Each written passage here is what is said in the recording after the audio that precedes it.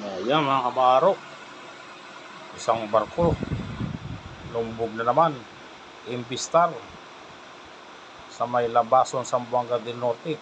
Ayan, dandahan ng lumulubog. Ayan, kawawa naman yung mga kabaro natin dyan, lumubog yung barko nila. Dahan-dahan ang pinapasukan ng tubig. Ayan, grabe talaga pag inabot ng malas,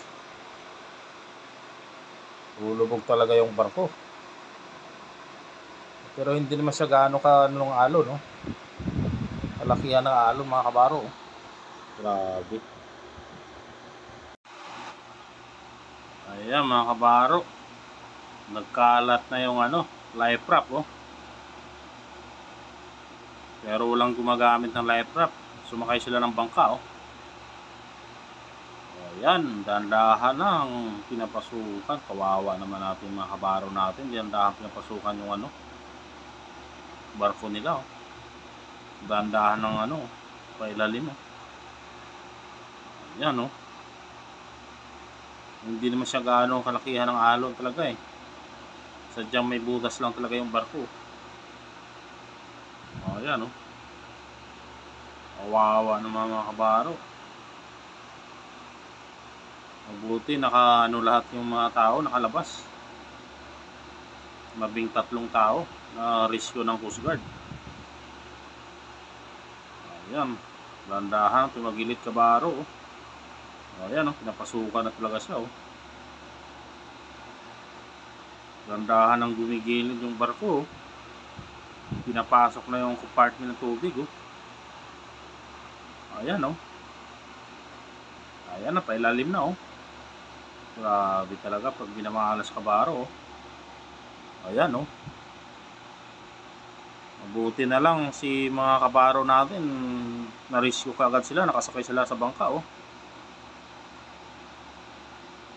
Kaya din nila nagamit yung mga life raft. Ayan, umigilid na yan, nauna yung harapan. Ayan, kaya pag palubog talaga yung barko, kaya lalayo ka talaga dyan, baka tamaan ka dyan ng mga debris. Kaya kailangan lumayo. Ay hirap na, tsaka ihigop ng tubig yan. Matindi yung current yan pag umigop yan sa lalim. Kaya kailangan iiwas ka talaga dyan, pag ganyan mga pagpalubog na yung barko. Kaya lang lalayo ka talaga dyan. Kasama yan sa mga training pag kumuha ka ng sulas. Mga kabaro, sa mga kabaro natin hindi pa nakasampa sa cruise ship, mga ka 5'9". Ayan, security awareness yan sa mga sulas. Kailangan pag palubog na yung barko, lalayo ka talaga dyan para hindi ka tamaan ng mga debris. Ayan, umigilid na sila. Wawa naman yung mga kabaro natin, mga ka 5'9" dyan. Ayan, umigilid ang dahan yung barko nila. Grabe talaga.